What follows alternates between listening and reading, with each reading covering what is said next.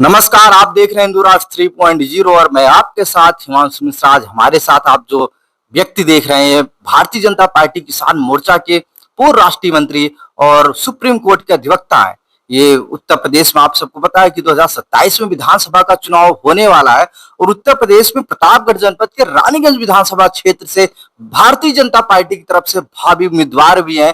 आइए इनसे जानते हैं रानीगंज से जुड़ी बहुत बड़ी जन समस्याएं क्या है, रानीगंज को कैसे विकास मार्ग पे ले जाएंगे, रानीगंज के लिए इनकी तस्वीर क्या है, रानीगंज को किस हिसाब से देखते हैं, सब कुछ पता करेंगे। बस आप लोग बने रहिए हिंदू राष्ट्र 3.0 के साथ।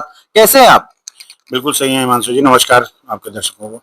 देखिए, रानीगंज विधानसभा लोग कहते हैं कि ब्राह्मण बहुल क्षेत्र है, लेकिन अभी जैसे पिछले 5 साल में अगर हम देखें तो रानीगंज के अंदर पटेलों की संख्या बढ़ी है। और रानीगंज ही नहीं, रानीगंज हो गया, रानीगंज के बगल पट्टी विधानसभा हो गए, विश्वनाथगंज विधानसभा क्षेत्र हो गया, इधर अगर मुगराबाद शाहपुर की तरफ आए, फूलपुर की तरफ आए, यहाँ पे पटेलों का एक वर्चस्व दिख रहा है। तो रानीगंज के साथ साथ आसपास की जो विधानसभा है, इसमें क्या लगता है कि जैसे आप ब्राह्मण हैं तो आपके लिए चुनौतियां बहुत होने वाली हैं। आपको चुनौती लगता है कुछ वहां पे ब्राह्मणों के लिए? देखिए, मैं जिस राजनीतिक दल से आता हूँ वहां जातियां का कोई बहुत बड़ा समीकरण नहीं चलता है। वहां हमारे राष्ट्रवाद को लेके और जो हमारी मूल भावनाएं हैं कि हम हिंदू हिंदू हिंदुस्तान की परिकल्पना के साथ जीते हैं, तो ये पटेल बंधु भी सब अपने साथ हैं। और आज तक मुझे नहीं लगता कि रानीगंज विधानसभा में जातिगत कोई विभेद हुआ हो, क्योंकि वहां पे आप देखो, आजादी के बाद से अभी तक जिनको जिनको भी सेवा करने का अवसर मिला है, बहुत कम लोगों ने विभेद की दृष्टिकोण से देखा या ये देखा कि हमारे लिए इन्होंने कुछ नहीं किया या इस तरीके। सब ने अपने अपने समय अनुसार और अपनी अपनी सोच के अनुसार काम किया है। और दूसरी चीज, जहां तक आप कह रहे हैं, रानीगंज की जो एग्रीकल्चर की रीढ़ है। नहीं, अभी आपने कहा कि अलग अलग तरीके से रानीगंज में कोई पटेलवाद नहीं है, ब्राह्मणवाद नहीं, लेकिन जो रानीगंज के वर्तमान विधायक हैं समाजवादी पार्टी से आर.के. वर्मा, उन्होंने 2022 में चुनाव प्रचार के दौरान कहा था कि हम रानीगंज से ब्राह्मणवाद को खत्म कर देंगे, अंबेडकरवाद लाएंगे। आपका क्या कहना है इस पे? वो देखिए, वो जिस राजनीतिक दल से आते हैं ना, वो दुर्भाग्य ही है प्रतापगढ़ का कि विश्वनाथगंज में पहले वो एक राजनीतिक समीकरण से जीत गए और यहाँ आए, कुछ हम लोगों की कमियों के कारण वो स्थापित हो गए। उनका देखिए क्या होता है, जब कोई आदमी बाहर से आता है ना, उसका वो घर नहीं होता है, तो उसको किसी से प्रेम नहीं है। उसको ना, उनको किसी पटेल से वहां के प्रेम है, ना उनको किसी जाति विशेष से प्रेम है, ना उनको क्षेत्र से प्रेम है। वो एक अवसरवादिता के तहत वहां से चुनाव जीत गए हैं और अपने आप को एक संवैधानिक व्यवस्था में उन्होंने प्राप्त किया है उस क्षेत्र की जनता, और हमारे गुस्से और आक्रोश के कारण उन्होंने प्राप्त कर लिया। इसलिए उनकी किसी भी बात को मैं बहुत दिल से भी नहीं सोचता हूँ, ना भाई उस पर कोई टिप्पणी करना चाहता हूँ। कारण क्या है ना, उनका घर तो है नहीं, घर हमारा है।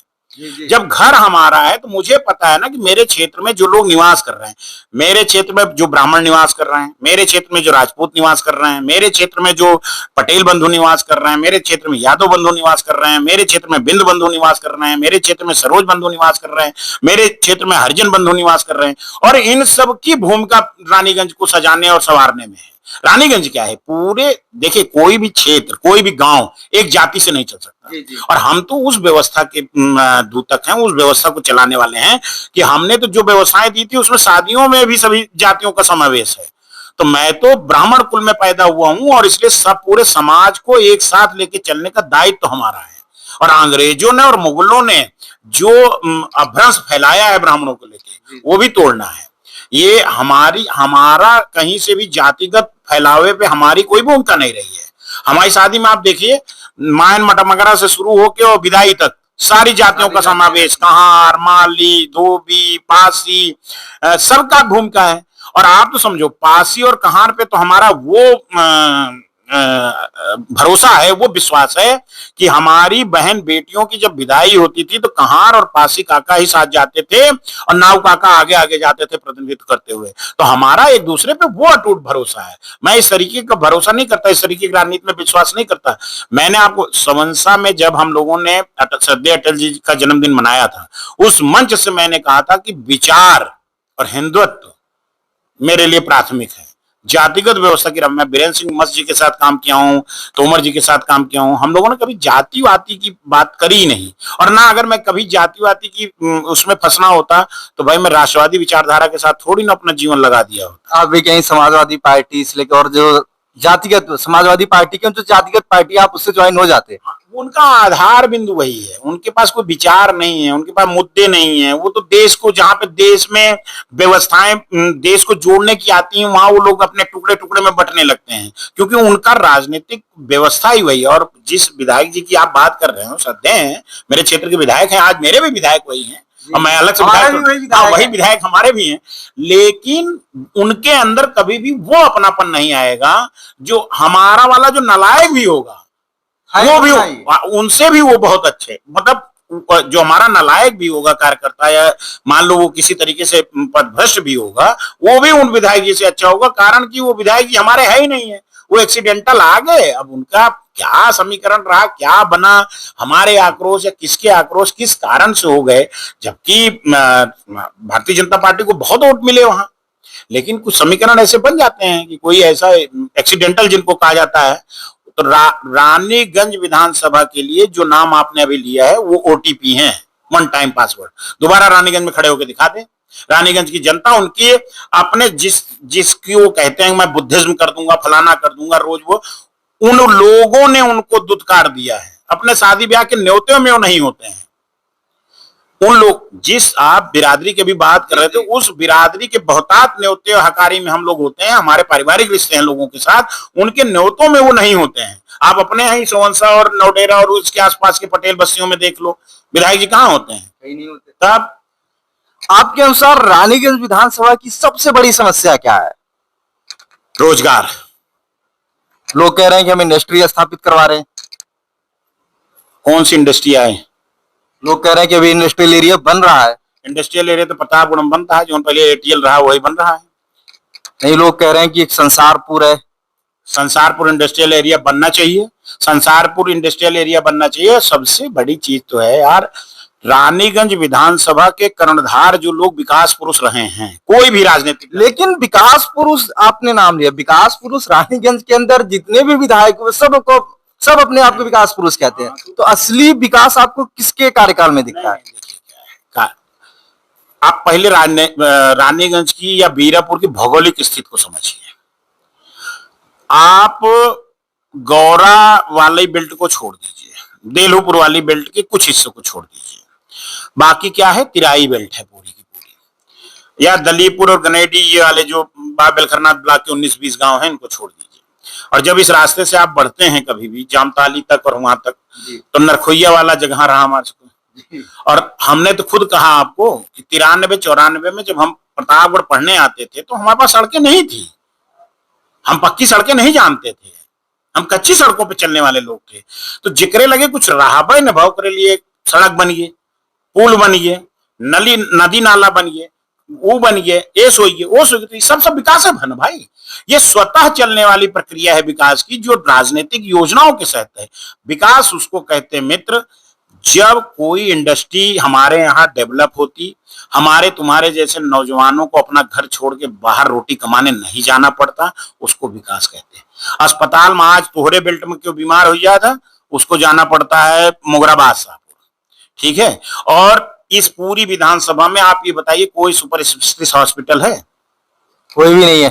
तो आप एक का विकास कहवे ना, जहां अच्छा अस्पताल हो, जहां पे तमाम रोजगार के साधन उपलब्ध हों, शिक्षा के उच्च कोटि के साधन हो, जहां सुलभता के साथ, ठीक है बहुत लोगों के अपने स्कूल कॉलेज बने, लेकिन उनका व्यक्तिगत है।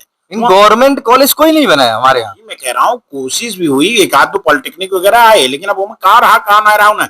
आप ये समझो, जिस देश में खेलो इंडिया का इतना तगड़ा प्रचलन है कि गांव गांव गली गली में स्टेडियम बन गया, वहां पूरे विधानसभा में भाई साहब एक जगह ऐसा नहीं है जहां एक बड़ा आयोजन हो सके। इतना विकास हुआ इस क्षेत्र में कि एक बड़ा कोई राजनीतिक सार्वजनिक सभागार नहीं है।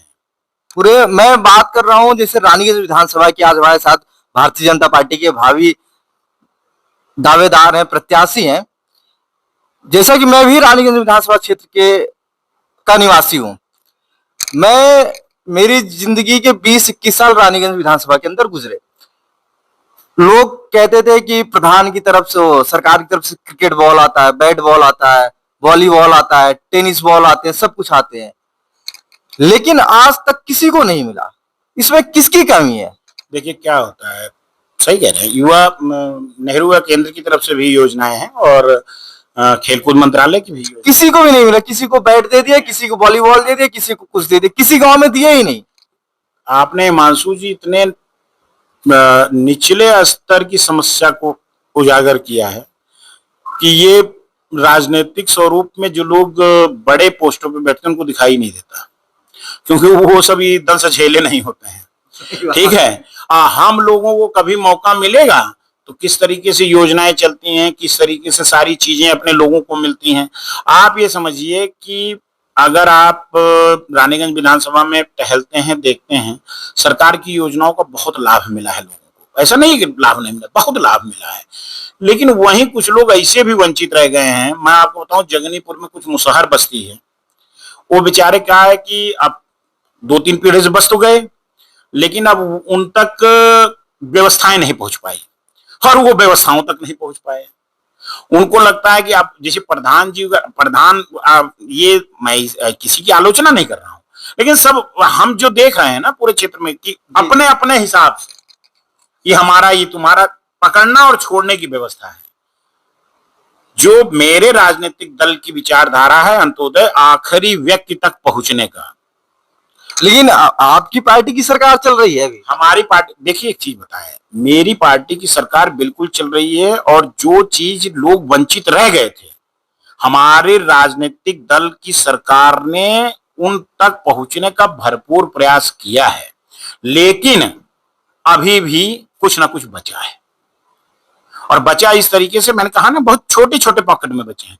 मैंने शुरू में ही कहा कि जो चीजें कभी नहीं दिखती थी वो दिख रही हैं हमारे क्षेत्र में। आप देखेंगे कि कनौरा से लगाइए, आप अपना रो खुर्द से लगाइए, आप रो खुर्द में कभों जो ना भाई साहब, इतने बरसात में आप गांव के अंदर नहीं जा सकते थे, आप तो वहीं के नजदीक के ही रहने वाले हैं। अरे मतलब अब आप देखिए वहां पे नगर पंचायत बनी, कितना काम हो रहा है, लाइटें भी आपको दिख रही हैं, सड़क भी बन रही है, सामुदायिक केंद्र एक भी बना है।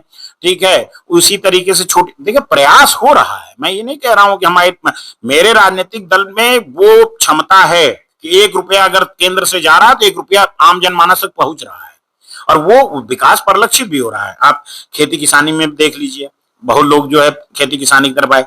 इवन देन आप डेयरी फार्मिंग में देखिए, रानीगंज के कुछ लोग अग्रसर हुए हैं। इसी तरीके से अभी हमारे बूथ अध्यक्ष थे कनेरा के, प्रजापति जी रहे नहीं, उनके यहाँ अभी हम 5-7 दिन पहले गए थे, उनकी हमने मूर्ति कला का सबके सामने अच्छा हाँ, कि इस तरीके की बहुत से लघु उद्योग, लेकिन व्यापकता के साथ, राजनीतिक संरक्षण के साथ। जैसे मैं आपको बताऊं, पूरे रानीगंज विधानसभा के जो प्रजापति बिरादरी है, जो कुल्हड़ बनाती है, मूर्ति बनाती है, सब कुछ बनाती है, सरकार की तरफ से योजना है कि उनको मिट्टी के लिए पट्टा दिया जाए, लेकिन जनमानस की जानकारी के अभाव में, या जैसे आप एक्सीडेंटल विधायक हो गए हैं तो एक्सीडेंटल विधायक तो बताने नहीं आएंगे कि भैया आपके यहाँ उनका कोई, हमको नहीं लगता उनका कोई हेल्प सेंटर भी होगा कहीं वहां, और बाकी लोगों को ये लगता है भाई हम जी तब तक करब। लेकिन अगर वो सुचारू रूप से प्रचार प्रसार के रूप में लोगों को मिले तो नौजवान उस काम के साथ जुड़ेगा। लेकिन मैं आपको यही रोकना चाहूंगा, आपने बोला कि इस मिट्टी के लिए उन्हें पट्टे मिलते हैं, अगर पट्टा मिल गया, उन्होंने काम शुरू कर दिया, तो उन कुल्हड़ों को खरीद कौन रहा है? उनके यहाँ कार्यक्रम हो रहा है तो लोग प्लास्टिक के गिलास या कोई और ग्लास, थर्माकोल का गिलास रख दे रहे हैं, कुल्हड़ों को तो कोई ले नहीं रहा। भैया आज भी प्रतापगढ़ शहर, सुवंसा बाजार देख लिया, रानीगंज देख लिया, जिन दुकानों पे कुल्हड़ों में चाय मिलती है ना, वहां कुल्हड़ों का अभाव है। 10-10, 20-20 दिन का ऑर्डर तक बैठे रहते ना मिल पावा, क्योंकि काम करने वाले कम हो गए हैं। और जब काम बढ़ेगा, काम करने वाले कम नहीं हुए, मैं आपको यही रोकूंगा। लोग दुकानों, मतलब दुकान पे 100 कुल्हड़ चाहिए, एक महीने में 200 कुल्हड़ चाहिए, वो उस हिसाब से बना रहे हैं। जिस हिसाब से प्लास्टिक के गिलासों का आप लोग अपने घरों में प्रोग्राम कर रहे हैं, ये सब कर रहे हैं। अब स्थिति, मुझे जहां तक मेरी सोच है, लोग अपने घर में, जैसे मैं अपने क्षेत्र की बात बता रहा हूँ, हमारे यहाँ मुसहर समाज है जो हरे पत्तल और दोने बनाते हैं, उनके यहाँ कोई जाता ही नहीं ऑर्डर करने। लोग अपने यहाँ घर के प्रोग्राम में अगर सोचते हैं कि अगर मैं पत्तल और दोना कर दूं तो यार बाहर वाला आएगा, मुंबई से आया है, ये यहाँ से आएगा, कहेगा यार वही 50 साल पुरानी सोच। अब मैं आपको आज इस बड़ा मतलब मैं आपने एक प्रसंग छेड़ा है, मैं अपने अम्मा की बरखी का प्रसंग बताता हूँ। अभी हमारे घर पे प्रोग्राम हुआ तो उसमें कुल्हड़ और ये दोना ही चला। मैं अपने घर की बात बता रहा हूँ, मेरी माता जी हैं, तो उन्होंने हम लोगों से मतलब लड़ गई कि यार दुनिया कहाँ पहुंच गई, अभी तुम वही पत्तल दोना कुल्हड़ पे हो। बिल्कुल सही, इसके लिए जन जागरूकता का काम करना होगा मित्र। मैं आपको बताता हूँ, मुझे 3000 पत्तल चाहिए थे और आपको मिला था 3000? 17 जगह गए, दलीपुर मुसहर बस्ती गए, जगनीपुर मुसहर, इसीलिए मैंने कहा ना समस्या। ओकरे बाद खरवई लगे जो मुसहर बस्ती है, हुआ गए, सब देखे के बाद 2 समस्याएं मेरे समझ में आई। एक तो ढाक के पेड़ खत्म है, महुआ के पेड़ खत्म है, ठीक है, तो रॉ मटेरियल ना आया है, तो वो बनवाए कहां से और कैसे कैसे करके हम इकट्ठा करें, हम जानते हैं। दूसरी चीज कहा है भाई साहब, जो कोरोना के बाद हम ही ना कहते कि प्रगतिशील प्लास्टिक का प्लेट खा में प्रगति है और जो पत्तल में जो ने एनर्जी बनती है वहां प्रगति ना आया है, लेकिन कोरोना के बाद लोगों में बहुत जागरूकता आई है और आपको हरे पत्तल और इस सब का एक हम इसके पीछे ये, अगर हम सब लोग जैसे कृषि जनित उद्योग हैं, ये भी कृषि जनित उद्योग है, ढाक के पेड़ लगाने से लेके और एक आधुनिकीकरण करके और मार्केट उपलब्ध करा दी जाए, जो बहुत आसान है, बहुत आसान है। ये सामूहिक व्यवस्था से काम किया जा सकता है। पहले चरण में जैसे वृक्षारोपण होता है, उसमें लोग अपने यहाँ ढाक के पेड़ लगाएं, ढाक के पेड़ के बाद सरकार उनको इस तरीके से संरक्षित करे कि हाँ भाई ठीक है, या आम जनमानस भी उसमें भूमिका निभाए। अब इतना पेड़ लागत है, सब जने लगा लगा फोटो हमसे खिंचा ली थी, हमने अपने जीवन में 12-14 पेड़ बाबा बेलखन्नाथ में लगाए। आज भी मैं जाता हूँ उन वृक्षों को देख के आता हूँ ये हो रहे हैं कि नहीं, क्योंकि मैं वो अपने पूर्वजों से जो सीखा है कि पेड़ लगाए कि छोड़ दे दूसरे बिना। इसी तरीके से मैं अपने शहर वाले घर के पीछे बाग में लगाया हूँ, उनको भी संरक्षित करने का काम करता हूँ। अपने गांव वाले भी जहां जहां जो पेड़ मैंने लगाया है उनको मैं देखता रहता हूँ और इवन देन मैं वीडियो कॉल से भी उसको चेक करता हूँ। मैं सभी लोगों से निवेदन करता हूँ कि भाई साहब जो जो वृक्ष आप लोग लगाएं उमा कम से कम मतलब इतना पारदर्शिता रखा कि हम लगाए तो अपने लड़के बच्चे की जैसे सेवा करते हैं उसकी भी सेवा करें। तो ये एक पहला चरण होगा। दूसरा चरण होगा कि उस उद्योग के प्रति लोगों के अंदर जो हीन भावना आ गई हमारे के खरीदे, जैसे आप कहा था, वो उसको थोड़ा आधुनिकीकरण देने का विषय है। और आधुनिकीकरण देने में बहुत पैसा ना लागे क्या है, बहुत छोटी छोटी मशीनें हैं जो सामूहिक प्रयत्न से हो सकती हैं। और ओकरे बाद जब वो ये थोड़ा वही हार्डबोर्ड करता है ना प्लास्टिक का, तो अगर पत्तल वो हार्डबोर्ड टाइप हो जाए तो वो इस्तेमाल हो लगे। तो आधुनिकीकरण देना है, मतलब कृषि जनित उद्योगों को आधुनिक स्वरूप में लाना है। और आप देखिएगा, मुझे अगर जीवन में मौका मिला तो इन छोटे छोटे प्रयास से लघु उद्योग और मध्यम लघु उद्योग के मार्फत मैं अपने रानीगंज की तकदीर और दिशा दोनों बदलूंगा। अगर रानीगंज विधानसभा से भाजपा आपको टिकट देती है और आप विधायक बन जाते हैं तो आपके शीर्ष 3 काम कौन से होंगे जिससे जनता प्रभावित होने वाली है? पहला तो यह है भैया, राजनीतिक स्वरूप में जो कार्यकर्ता है उसका मान सम्मान।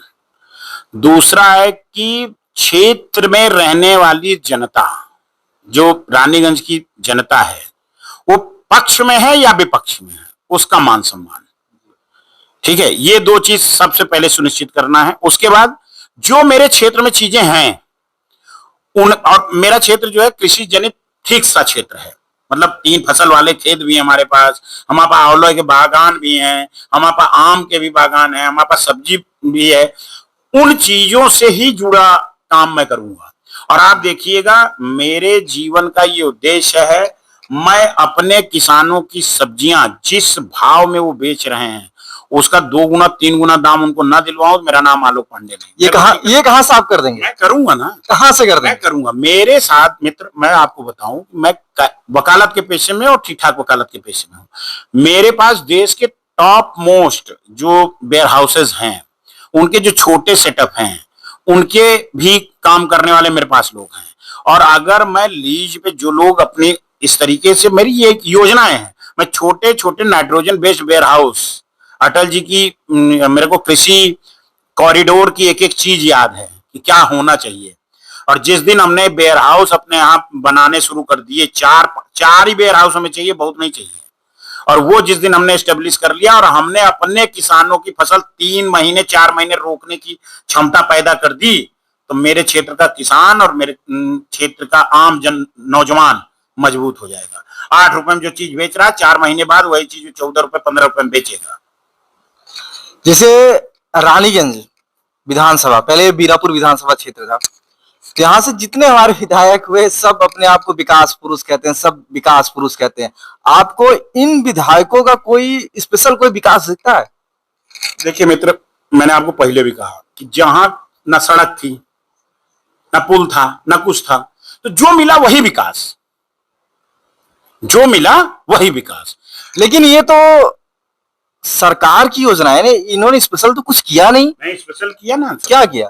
स्पेशल अपना अपना विकास किया। अच्छा। स्पेशल अपना विकास हुआ। आप लोग कहते हैं मैंने रानीगंज का विकास पुरुष, मैं कहता हूं रानीगंज सबका विकास पुरुष है। रानीगंज या बीरापुर सबका विकास पुरुष है। देखिए क्या है, अगर इनसे पूछा जाए कोई भी राजनीतिक दल का, देखिए मैं इस वक्त एक, वो आप ये भी कह सकते हैं कुंठा से ग्रसित एक नौजवान जो अपनी मातृभूमि से बहुत प्यार करता है, लेकिन वो अपनी उपेक्षा, अपने मातृभूमि की उपेक्षा, अपने लोगों की उपेक्षा से कुंठा से ग्रस्त हो गया है। उसको ये लगता है कि हम जिस काबिल थे वो काबिलियत हमको नहीं मिली, मेरा क्षेत्र जिस पोटेंशियल का था उस पोटेंशियल की चीजें हमारे पास नहीं आई। तो ये आप उसी कुंठा को निकालूंगा जब कभी मौका मिलेगा।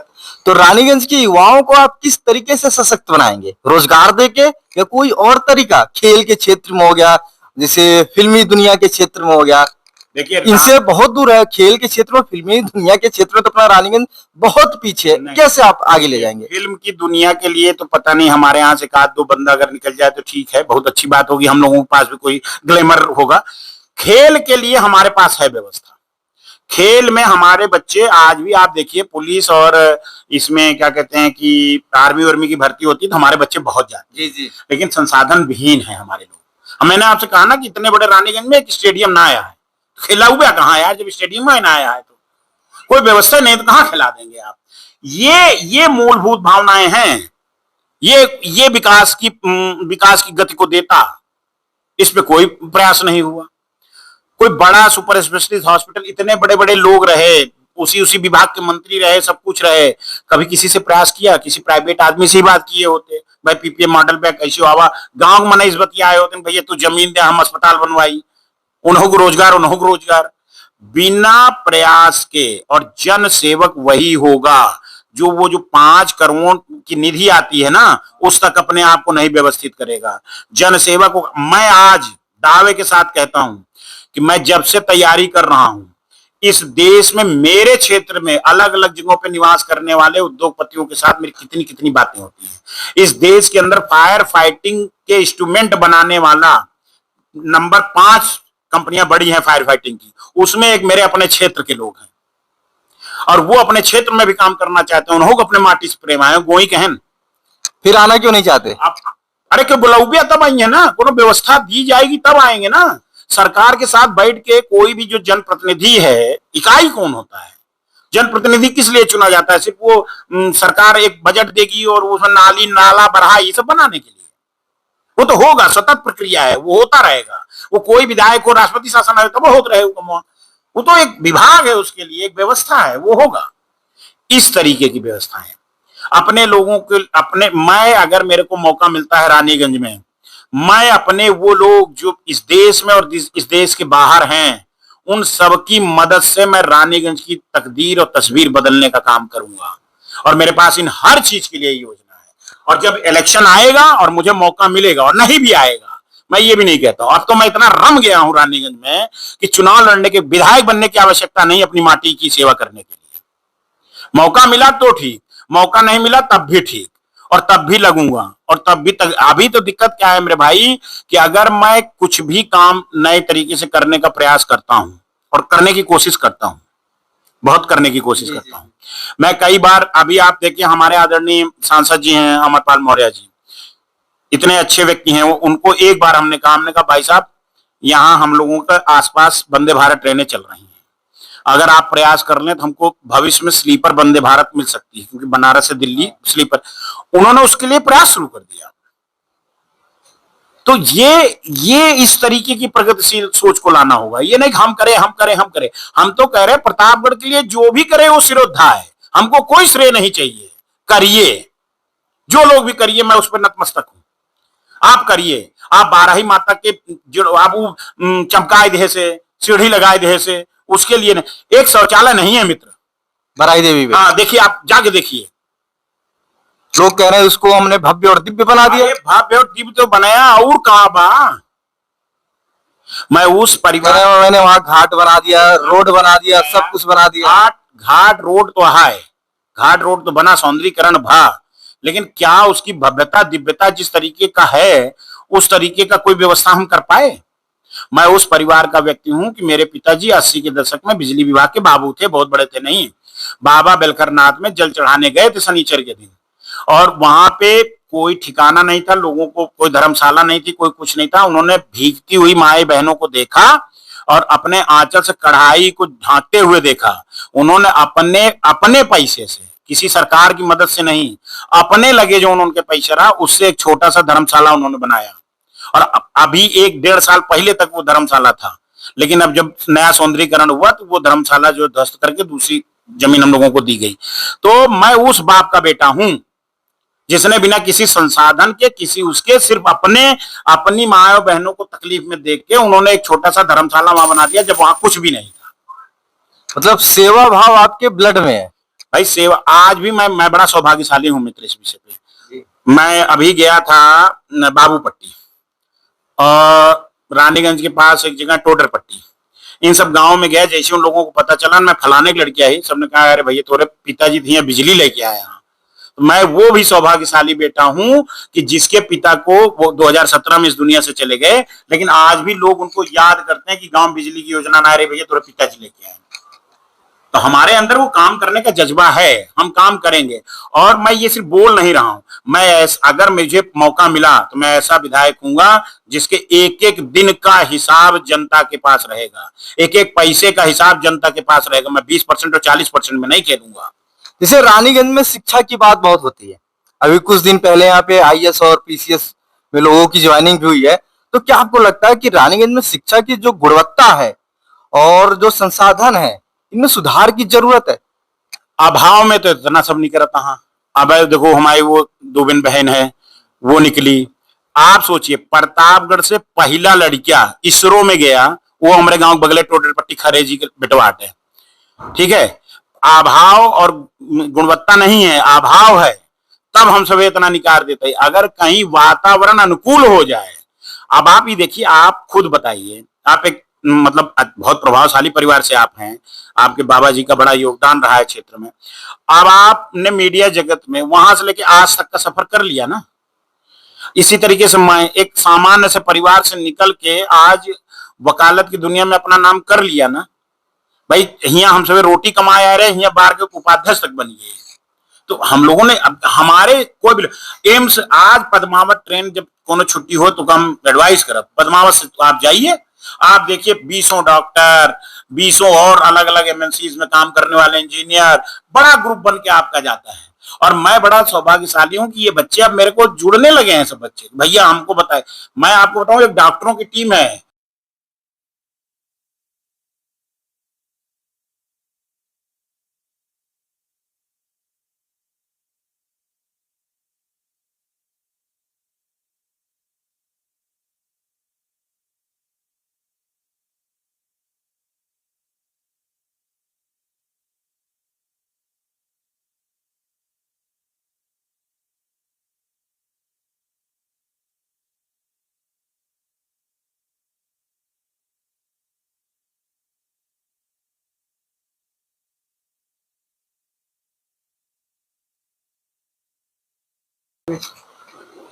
देखिए, जैसा रानीगंज की अगर मैं बात करूं तो रानीगंज में शिक्षा व्यवस्था को लेकर गुणवत्ता में बहुत सुधार की जरूरत है। आपको कहाँ लगता है कि किस क्षेत्र में सुधार करना चाहिए शिक्षा व्यवस्था, तो प्राइमरी स्तर पे या उच्च स्तर पे? देखो, शिक्षा व्यवस्था को लेकर रानीगंज में देखो, अभावग्रस्त क्षेत्र होने के बावजूद शिक्षा के क्षेत्र में हम लोग बहुत आगे हैं। अभी आपने देखा नहीं कि हमारे यहाँ की बच्ची ने आईएएस में बहुत अच्छा वो लिया, हमारे गांव पार्टी में खरे जी के बेटे ने इसरो में निकाला। ऐसे बहुत उदाहरण हैं। डॉक्टर इंजीनियर नेट में कितने लोग निकल रहे हैं, सब बहुत अच्छा क्षेत्र है। लेकिन क्या है कि पढ़ाई का जो मौलिक वो है, शिक्षा हमारे रगों में है, लेकिन जो इंफ्रा है उस पर अभी हम पीछे हैं। तो अगर प्राइमरी स्टेज से लेके उच्च शिक्षा तक अगर इंफ्रा अच्छा और अच्छा वातावरण मिल जाए तो मुझे लगता है कि बहुत अमूलचूल परिवर्तन हो जाएगा क्षेत्र के नौजवान। और स्वास्थ्य सेवाओं को लेके? स्वास्थ्य सेवा तो एकदम चरमराई हुई व्यवस्था है। कोई ऐसा घर नहीं है उसमें मैं भी शामिल हूँ, जिसने अपनों को खोने का आघात न सहा हो स्वास्थ्य सेवाओं को लेके, अस्पताल को लेके, एम्बुलेंस को लेके, जिसने न सहा हो, ऐसा कोई। तो आप क्या करेंगे? करूंगा मित्र, ये तो मेरा ड्रीम। पक्का करेंगे? हाँ, पक्का करूंगा, ये मेरा ड्रीम है। वादे से नहीं मुकरेंगे विधायक बनने के बाद? तो भैया मेरी बात समझो, मैंने आपको कहा ना कि जीवन में मैंने अपने पिताजी का उदाहरण आपको दिया, सेवा ही मेरा मूल कर्तव्य और मेरे जीवन का उद्देश्य है। घाट तक जाने तक की परंपरा रहेगी कि मैं सेवा ही करता रहूं अपने क्षेत्र की। और अस्पताल के लिए मुझे अगर सरकारी व्यवस्थाओं में जाना पड़ा तो मैं सरकार से निर्णय विनय करूंगा, उस तरीके से व्यवस्था में रहूंगा। तो उस तरीके नहीं, तो इस देश में बहुत से लोग ऐसे हैं जो ग्रामीण अंचल में अपने हॉस्पिटल्स का सेटअप बनाना चाहते हैं। अगर उनको अच्छा वातावरण मिलेगा तो वो आएंगे। और मैं ये सुपर स्पेशलिस्ट हॉस्पिटल मेरे क्षेत्र में बीचों बीच कहीं भी हो, जहां से हमारे पूरे विधानसभा के लोगों को, और ये वो है तो पूरे जिले की समस्या, जिले में होना चाहिए, लेकिन जिले में मेडिकल कॉलेज भी बना, लेकिन उस गुणवत्ता का नहीं हो पा रहा है जिस गुणवत्ता की अपेक्षा हम लोग कर रहे थे। लेकिन मैं अपने क्षेत्र में एक अस्पताल ऐसा जरूर बनाने का प्रयास करूंगा कि जिससे हमारे लोगों को वो आघात ना सहना पड़े कि हम इलाज करावे हम चूक गए। देखिए, जैसा कि एक प्रश्न आ रहा है कि भाजपा संगठन आपको टिकट क्यों दे, क्या कारण है, क्यों दे आपको टिकट? बहुत सारे नेता उनको दे सकती है, पूर्व विधायक है उनको दे सकती है, आपको क्यों दे? देखो, सबको मौका मिला है। जो लोग कद्वार लीडर हैं वहां पे, उनको मौका मिला है जिन्होंने काम किया है। मैं भी 1996 से उसी व्यवस्था में काम कर रहा हूं और विभिन्न राजनीतिक पदों पर पार्टी में रहा हूं। पार्टी में मेरे काम को सराहा भी गया है और पिछले 1.5 वर्षों से और आने वाले 2 वर्षों तक मैं अपने क्षेत्र में अपने जनता के बीच में काम करने का प्रयास कर रहा हूं, काम कर रहा हूं और उनके हृदय स्थल तक पहुंचने का प्रयास कर रहा हूं। तो मुझे लगता है कि जो रानीगंज विधानसभा की जनता, माताओं, बहनों, युवा साथियों का जो भावना है वो भारतीय जनता पार्टी तक पहुंचेगी और भारतीय जनता पार्टी मुझ पर दांव लगाएगी। कारण क्या है कि वहां पे संक्रमण की स्थिति आ गई है, राजनीतिक संक्रमण की स्थिति आ गई है। तो इन परिस्थितियों में कोई एक ऐसा व्यक्ति जो क्षेत्र को अच्छी भलीभांति से जानता हो और क्षेत्र की जनता उस पर भरोसा करती है। मैं ये नहीं कहता कि जो हमसे पहले पूर्व में रहे या जो टिकट मांग रहे हैं कोई गलत है या बुरे हैं। सबका अपना अपना आधार होता है, काम करने का एक तरीका होता है। सब बहुत अच्छे हैं, मेरे से सब श्रेष्ठ ही है। देखिए, जनता के कुछ सवाल आए हैं आपके लिए। जब मैंने फेसबुक पे डाला कि आज आपका विभागी के साथ इंटरव्यू होगा तो जनता ने आपसे सवाल पूछे हैं। ये स्वतंत्र कुमार मिश्रा जी हैं, ये लिख रहे हैं कि ये विकास का कार्य क्या क्या करेंगे। और दूसरा प्रश्न इन्होंने ये भी पूछा है कि आज तक सबसे ज्यादा विधायक रानीगंज और बीरापुर विधानसभा से ब्राह्मण हुए हैं और ज्यादातर लोगों ने दलाली की सारी हदें पार की हैं, उनका क्या रवैया रहेगा? मतलब आपके रवैये के बारे में पूछ रहे हैं। देखिए, पंडित जी का दर्द, उनकी भावनाओं का मैं बड़ा सम्मान करता हूँ। उन्होंने आपके मार्फत एक क्वेश्चन पूछा, इस प्रश्न का उत्तर वो मेरे आचरण को देखते रहे 2 वर्षों तक। अभी मैं जो संघर्ष का समय है उसके बाद अगर पार्टी मौका देती है और आप सबके आशीर्वाद से मैं उस चीज को प्राप्त कर लेता हूं, तब मैं बताऊंगा कि राजनीतिक शुचिता और राजनीति में ईमानदारी किस चीज को कही जाती है। मैं कभी भी कमीशन या उसके लिए काम नहीं करने वाला व्यक्ति हूं। मैं हमेशा समर्पित भाव से जिस अंतर आत्मा से मैं आया हूं अपनी माटी की सेवा करने, अपनी मातृभूमि की सेवा करने, उसी मति से मैं आगे भी काम करूंगा। और इनका ये क्वेश्चन आप जरूर सेव करके रखिए, क्योंकि अगर भविष्य में मुझे मौका मिला तो जब मैं अपने आप को, देखिए आज मैं कुछ बोलूंगा तो वो अतिशयोक्ति जैसा लगेगा कि अभी मैं कुछ प्राप्त किया नहीं हूं, काहे को बड़ी बड़ी छौंक रहा हूं। इनको, इनके प्रश्न को आप सेव करके रखिए, क्योंकि आप बहुत जागरूक पत्रकार हैं। और जब मुझे काम करने का मौका मिलेगा, 2-3 साल जब मैं काम कर लूंगा, तो इनके इस प्रश्न का उत्तर आप स्वतः मेरे काम के उससे दे दीजिएगा। अब एक है योगेश सिंह, जो भारतीय जनता पार्टी के सभासद है। इनका प्रश्न है, रानीगंज के विकास में इनकी रूपरेखा क्या होगी, उनका एजेंडा क्या होगा रानीगंज को उपलब्ध कराने में। पहली चीज तो रानीगंज में कोई भेदभाव नहीं होगा, रानीगंज में अपना और पराया नहीं होगा, रानीगंज अपराध मुक्त होगा, फर्जी FIR मुक्त होगा और कार्यकर्ताओं का सम्मान होगा, रानीगंज में निवास करने वालों को सम्मान होगा। ये प्राथमिकता होगी मेरी। दूसरी चीज, रानीगंज के विकास को लेके, जो रानीगंज विधानसभा क्षेत्र में जो हमारा आधारभूत संरचना है कृषि, उसी से जनित लघु उद्योग और मध्यम उद्योगों के मार्फत मैं अपने लोगों के बीच में जन जागरूकता के तहत एक स्वतः रोजगार की परिकल्पना को जन्म दूंगा। और जो हमारी पुरानी परंपराएं थी ग्रामीण बाजार की, उसको आधुनिकीकरण देके मैं अपना उत्पादन अपने ही लोगों द्वारा इस्तेमाल करने की व्यवस्था की योजना में रहूंगा। तो आप जनता से कैसे जुड़ेंगे? बहुत सारे नेताओं के जनप्रतिनिधि होते हैं, तो इस मंडल के ये जनप्रतिनिधि, अगर आपको संपर्क करना विधायक जी से, विधायक जी लखनऊ में है, तो जनप्रतिनिधि से बात करो। आपसे संपर्क कैसे होगा? फेसबुक के माध्यम से, व्हाट्सएप के माध्यम से, या डायरेक्ट आपसे भी बात करने के लिए अपॉइंटमेंट लेना पड़ेगा? क्योंकि बहुत सारे लोगों का विधायक हो, सांसद हो, वो विधायक सांसद बनने के बाद अपने आप को भगवान समझते हैं। वो ये सोचते हैं कि अगर मैं विधायक बन गया हूँ, सांसद बन गया हूँ, तो सामने वाला जो जनता जो हमें वोट देके जिताया, वो आके मेरा पैर छुए। नहीं भैया, जनता ही श्रेष्ठ है और जनता ही निर्माण की धाती है। मेरी मिट्टी में जो लोग हमसे बड़े हैं वो सब मेरे से श्रेष्ठ हैं। जो बड़े बुजुर्ग हैं वो पिता तुल्य हैं, माताएं हैं, बहनें हैं। और मैंने अपने 1.5 वर्ष हो गए मेरे को पूरे विधानसभा में लोगों के बीच में जाते हुए।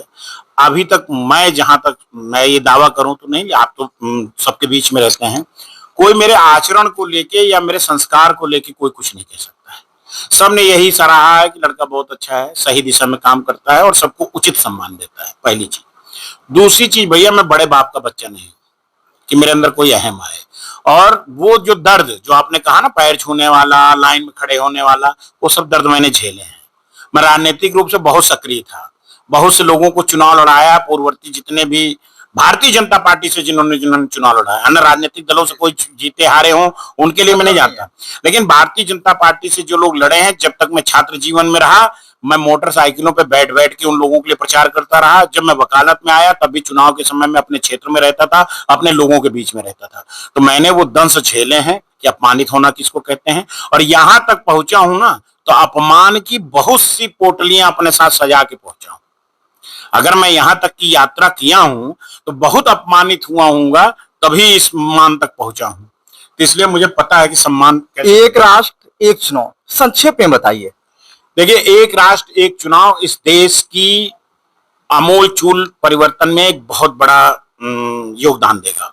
ऐसा नहीं है कि इस देश में एक राष्ट्र एक चुनाव कोई नया विषय है। जब ये देश आजाद हुआ और पहली अंतरिम सरकार के बाद 1952 का इलेक्शन हुआ, 1957 का हुआ, 62 का हुआ, 67 का हुआ, तब तक एक राष्ट्र एक चुनाव ही था हर जगह। चौथी लोकसभा जो 70 में बनी, 71 एक साल तक चली, उसके बाद इमरजेंसी आई, इमरजेंसी 74 में 75 तक लोकसभा चली गई। उस कारण से सब कुछ गड़बड़ होना शुरू हुआ इस देश में। और आज तक भारतीय चुनाव आयोग ने 400 चुनाव कराए हैं, और इन 400 चुनाव में अलग अलग लोकसभा का चुनाव, विधानसभा का चुनाव सब, और इसमें हजारों करोड़ रुपए खर्चा हुए। जब इस देश में इस तरीके की चर्चा भी बंद हो गई थी कि एक राष्ट्रीय चुनाव होना भी चाहिए, जब राष्ट्रवादी सरकार का निर्माण होता है और आदरणीय प्रधानमंत्री नरेंद्र भाई मोदी जी के नेतृत्व में राष्ट्रवादी सरकार इस देश में स्थापित होती है, और वो कहती है कि आम जनमानस का के तक सुविधाएं और धन पहुंचना चाहिए देश का, तब ये परिकल्पना वो फिर लेके आते हैं। उसके बाद उसमें आदरणीय पूर्व राष्ट्रपति कोविंद जी के नेतृत्व में एक समिति बनती है। उसने नहीं, उस समिति ने अपना तमाम लोगों के लिए पेश कर दिया रिपोर्ट। उसमें कई राजनीतिक दलों ने इस तरीके से कहा कि भाई ये हमारा क्षेत्रीय मामला गड़बड़ा जाएगा। ये अब वो वही लोग कह सकते हैं जिनका राजनीतिक मुद्दा नहीं है, जिसके पास विचार नहीं, जातिगत राजनीति करते हैं उनको। आप एक चीज समझिए, मैं देश के नौजवानों से, खासतौर से अपने रानीगंज विधानसभा के नौजवानों को ये कहना चाहूंगा कि राष्ट्र का क्या भला होगा, किस तरीके से राष्ट्र के निर्माण में योगदान होगा, क्योंकि श्रम बचेगा, पैसा बचेगा, सब कुछ होगा। लेकिन एक जो सबसे बड़ी चीज होगी राजनीतिक जीवन में, सामाजिक जीवन में, जो हमारे आप जैसे आम जनमानस काम करते हैं उनके लिए बहुत बड़ा कदम हो जाएगा। वो कैसे होगा? वो ऐसे होगा मित्र, आज की डेट में मान लो लोकसभा का चुनाव हुआ, कोई बड़ा आदमी, पैसे वाला आदमी, रसूख वाला आदमी लोकसभा लड़ गया, जीत गया तो ठीक, हार गया तो विधानसभा टिकट मांगने लगेगा। विधानसभा जीत गया तो ब्लॉक प्रमुख लेके अपने बेटे का टिकट मांगने लगेगा। फिर संगठन का चुनाव होगा या और नीचे चुनाव होगा, प्रधानी तक में आ जाएगा, सब में वही वही रह जाता है। तो ये जब एक राष्ट्र एक चुनाव होगा तो विधानसभा लोकसभा एक साथ होने जा रही है, उसके 100 दिन के अंदर दूसरा प्रस्तावित है जिला पंचायत, तो एक ही आदमी लोकसभा विधानसभा सबको टिकट थोड़ी मांग लेगा। तो कहीं वो लड़ेगा, कहीं हम लड़ेंगे, कहीं आम कार्यकर्ता लड़ेगा। तो मेरे नौजवान साथियों से मेरा निवेदन यही है कि वैसे तो बहुत चीजें से उसका बहुत फायदा होने वाला है, लेकिन आप अपने फायदे की बात उठा लो और जनमानस तक ये बात को पहुंचाओ कि वंशवाद, अगर देखिए आदरणीय प्रधानमंत्री जी का संकल्प है कि राजनीतिक वंशवाद को उनको समाप्त करना है, और वो भी हमारे आप जैसे आम कार्यकर्ता से यहाँ तक के सोपान को उन्होंने गढ़ाया और प्राप्त किया है।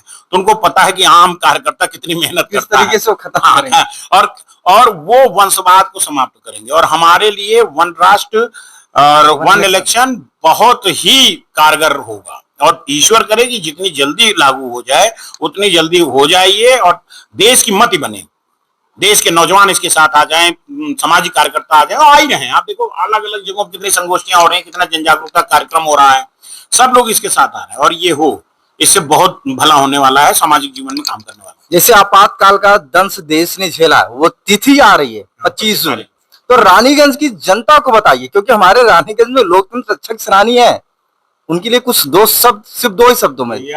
लोकतंत्र रक्षक सेनानी हमारे पूरे जिले में है, और अभी हमारे एक स्वयं सेवक थे प्रतापगढ़ के, वो इस दुनिया से गए, वो भी लोकतंत्र सेनानी थे। इमरजेंसी इस देश का काला अध्याय था, उसकी वजह से देश के सामाजिक, राजनीतिक, आर्थिक, मानसिक हर तरीके का आघात सहा है इस देश ने। और मैं वर्तमान समय में राजनीति करने वालों के लिए, जैसे आपने पहले बोला ना कि सामंतवादी व्यवस्थाओं को द्योतक है, तो उतनी बड़ी तानाशाही नहीं चली थी इस देश में। लड़ने वालों की संख्या थी कार्यकर्ताओं के द्वारा, और तमाम राजनीतिक, सामाजिक कार्यकर्ता और देश के जनमानस ने उखाड़ के फेंक दिया था।